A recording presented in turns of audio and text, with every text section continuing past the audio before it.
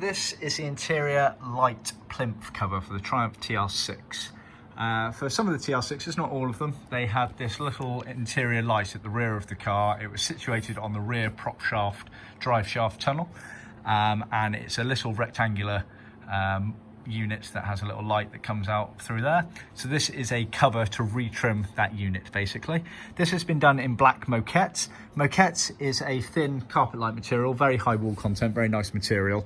And bear in mind that obviously the drive shaft, prop shaft is carpeted. This is the best material to use for that because it's thin enough that it allows it to trim nicely around it, but being a wall content, it will be a good match for the carpet. We can also offer it in vinyl or in leather if you prefer, and for leather ones we would skive it down to make it easier to fit.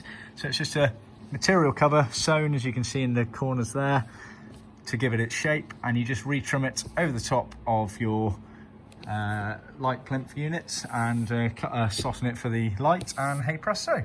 So see our website for more details.